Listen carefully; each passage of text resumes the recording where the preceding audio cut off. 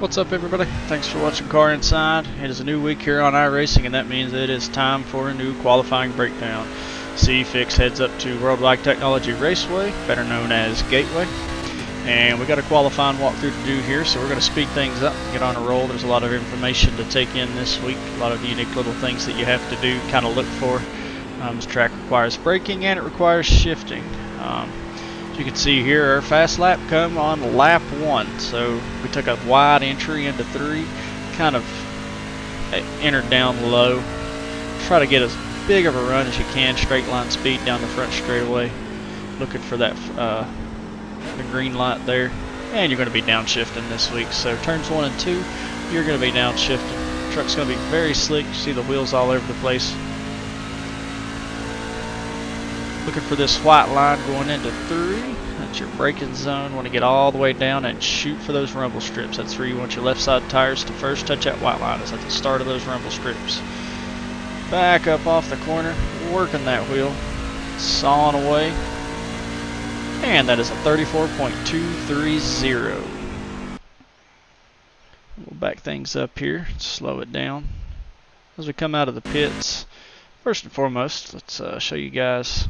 I am running a 14:1 steering ratio. Got a +7 offset, which is generic, and I've got the front brake bias turned down to 57%. So got a little more brake in this thing. It's going to be a little slicker, a little more hairy on the entries, but that's the way I like it. That way, if you get used to running like that, you can be a lot quicker as far as especially as your qualifying runs go on. I feel like you can brake a little later, but it's a little bigger risk that you take. So it's all about feel. A lot of these things are all about feel. It's what you're comfortable with. And, there's no right or wrong answer, but these are my settings. This is what I do. We'll head here and kind of break things down. But as you come out of the pits, head into 3, I just kind of lift, slow the truck down. I actually stay in 4th gear here. Take a long entry. And kind of what I do here is I run up high and I start to turn the truck down from the top and kind of aim toward that.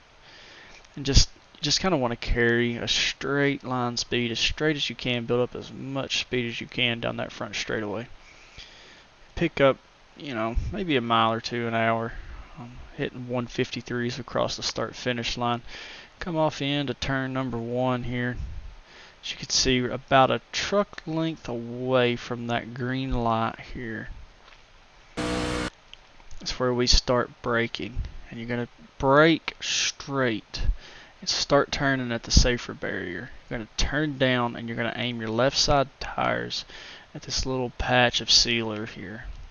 And this is kind of one of those tracks where you diamond the corner, almost like I guess you call it a double apex. But you come in here with those left side tires, almost off the braking at this point as you work your way right side tires to this outer sealer, and you can see this little blip in the throttle here.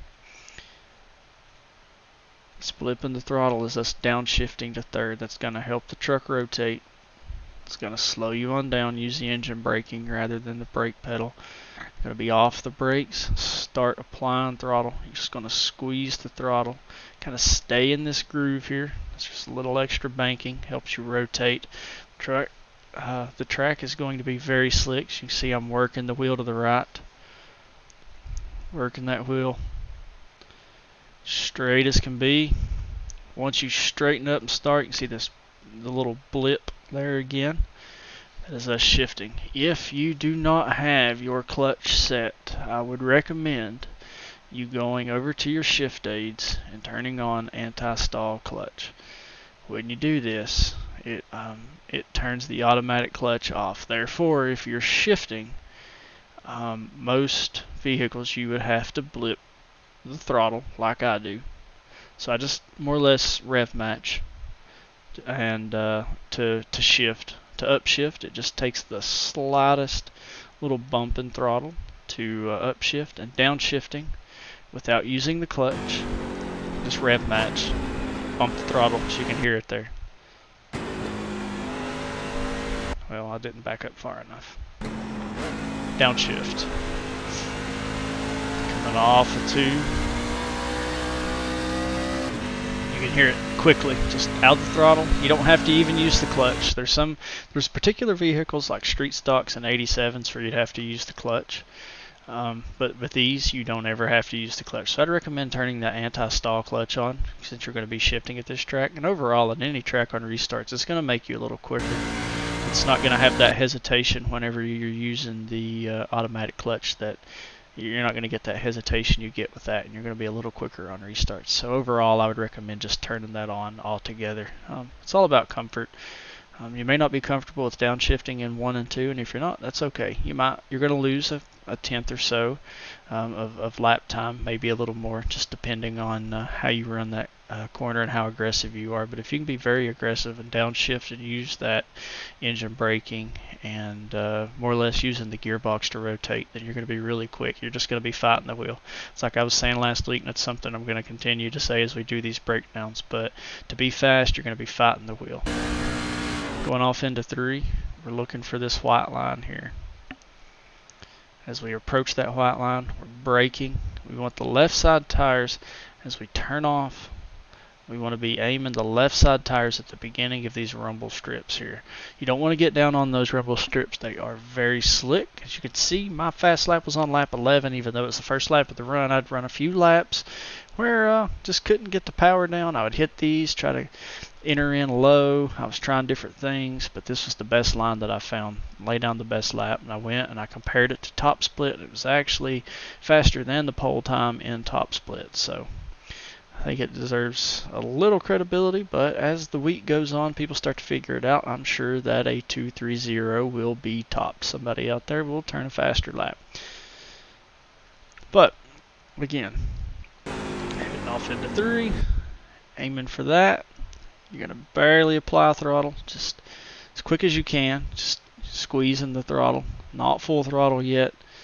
And as you kind of approach the end of those rumble strips, and the second to last 5-hour energy as this is ending here, and somewhere around this funny little thing here in the fence, this little triangle, kind of going to throttle up,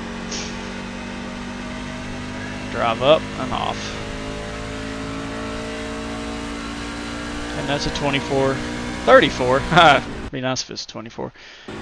34, 230. So use that gearbox to downshift and help the truck rotate. That would save the right front a little. Get that thing out on the right rear, rotating through 1 and 2. Back your corners up. With the race, I'm not entirely sure yet. I feel like I may run a 14-1. We may try a 16-1. That's typically what I run is a 16-1, but I feel like a 14-1 is pretty comfortable. It's definitely the most comfortable for me in my qualifying lap. But that is a qualifying breakdown here around Gateway Motorsports Park. So, as always, thank you guys for watching Car Inside. If you would, please hit that like button, hit that subscribe button. I'm going to continue to do these things each and every week as much as I can here in with the C Fixed. You guys keep leaving comments. Keep liking the videos. That helps. That goes a long way. That's the reason I will keep doing these. If these videos keep getting likes, trying to help boost my channel. So any bit of feedback you guys can give, likes, subscriptions, all that good stuff, it helps me. It goes a long way. Thank you guys for the support, and we'll see you next time.